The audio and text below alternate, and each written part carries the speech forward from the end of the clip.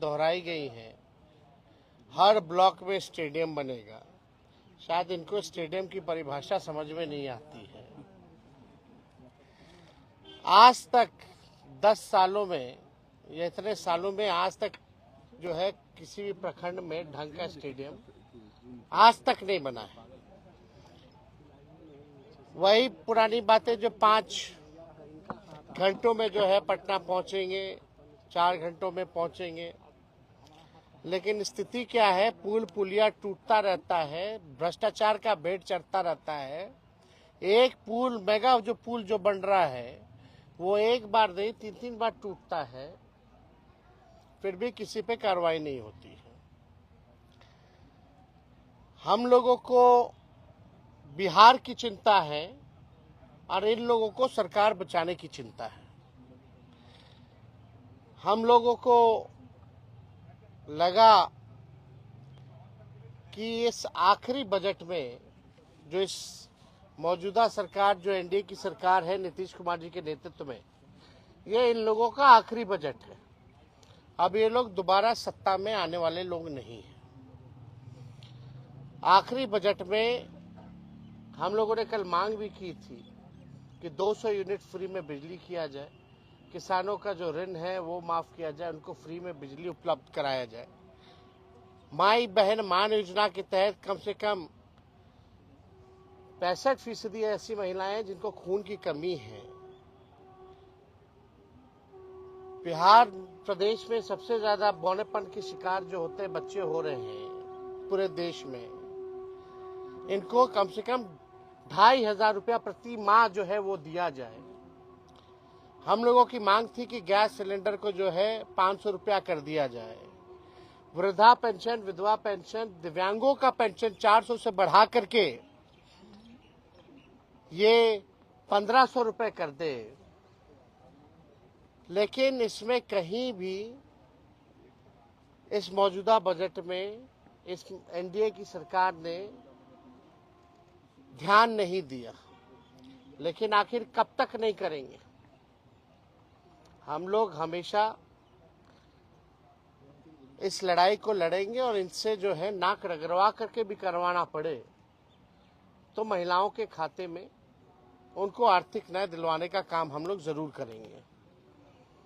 आप बताइए, 3,17,000 करोड़ का बजट इन्होंने बताया है भाई। 3,17,000 करोड़ का। टेक्निकल हम बात अगर पूछे तो सरकार को रेवेन्यू तो आ ही नहीं रहा, राजस्व तो मिल ही नहीं रहा, तो ये अचानक से 3,17,000 कैसे पहुंच गया? जब बिहार को रेवेन्यू ही नहीं आ रहा है तो ये 3,17,000 कैसे पहुंच गया? बात है कि ये इन्फ्लेटेड बजट है, बढ़ा चढ़ा करके। अगर बोलना ही था तो 3 लाख का, ये लोग 5 लाख बोल देते हैं, 5 लाख करोड़ करेंगे, तो इसका कोई मतलब नहीं है। पिछले बार भी जो बजट में इन लोगों ने घोषणा किया था, कौन सा काम जो है इन लोगों ने पूरा करने का काम किया है? पूरी तरीके से जो है धरातल पे कुछ नहीं नजर आ रहा। 7 निश्चय की बात करते थे, 7 निश्चय का बताओ कौन सा योजना सफल है? 7 निश्चय 2 की बात करते थे, बताओ 7 निश्चय 2 की योजना कौन सी सफल है? कोई तो योजना सफल नहीं हो पा रहा। ये पूरी तरीके से बिहार के हित में ये बजट है ही नहीं। ये केवल कागजों पर जो है ये बजट जो है केवल रह जाएगा, जैसा कि हम लोगों ने पूर्व में भी देखा है। केंद्र सरकार ने धोखा दिया, बिहार के साथ सौतेला व्यवहार किया है। आप बताइए, बिहार में साक्षरता को बेहतर करेंगे कैसे? इस पे बजट में कोई प्रावधान नहीं है, बल्कि बिहार साक्षरता के मामले में सबसे फिसड्डी राज्य है। प्रति व्यक्ति आय बिहार सबसे पीछे है पूरे देश में। प्रति व्यक्ति निवेश बिहार जो है सबसे पीछे है। किसानों की आय में सबसे पीछे है। सबसे ज्यादा पलायन बिहार में है। सबसे ज्यादा गरीबी और बेरोजगारी बिहार में है। कहीं कारखाने खोलने की बात नहीं कही गई, कहीं फैक्ट्री लगाने की बात नहीं कही गई। कहीं भी आप देखिएगा नौकरी, रोजगार कैसे नौजवानों को उपलब्ध कराएंगे इसकी बात नहीं की गई। कैसे पेपर लीक रोकेंगे इसकी बात कहीं नहीं कही गई। पूरी तरीके से लॉ एंड ऑर्डर के बारे में कोई चर्चा नहीं, बल्कि अपराधी जो हैं आजकल प्रशासन के लोग जो है वो असुरक्षित महसूस कर रहे हैं। पुलिस कर्मियों को जो है मारा जा रहा है, कभी कौन माफिया मार दे रहा, सर फोड़ दे रहा, कभी गोली चला दे रहा। पुलिस का मॉडर्नाइजेशन कैसे हो इसके बारे में कोई चर्चा इस बजट में नहीं है। पलायन को हम कैसे रोकेंगे इसके बारे में कोई चर्चा नहीं। बंद चीनी मिल हो, जूट मिल हो, इसको कैसे खुलवाएंगे इसके बारे में कोई चर्चा नहीं है। दिव्यांग भाइयों के बारे में कोई चर्चा नहीं है। महिलाओं को आर्थिक न्याय देने के बारे में कोई चर्चा नहीं है। ये हवाई फल्ला चीज चलाएंगे, फल्ला चीज चलाएंगे।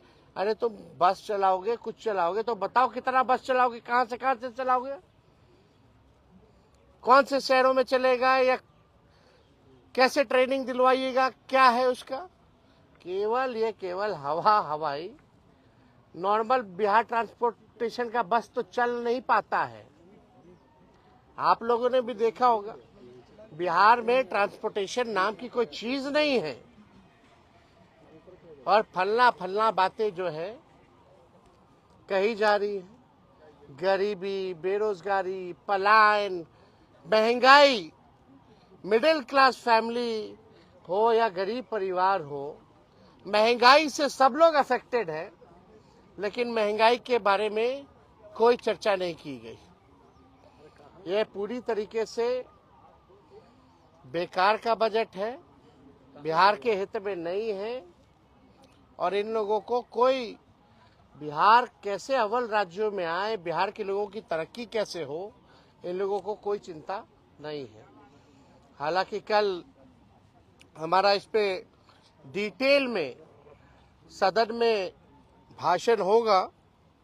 उस भाषण में एक एक चीज का जो है इन लोगों का पोल हम लोग खोलने का काम करेंगे। झूठ का पुलिंदा चलने वाला नहीं है। हम तो अपेक्षा किए थे जरा बता देते कि गुजरात को क्या क्या मिला, भारत सरकार में क्या क्या गुजरात को दिया और क्या क्या बिहार को दिया, इसके बारे में भी चर्चा करनी चाहिए थी।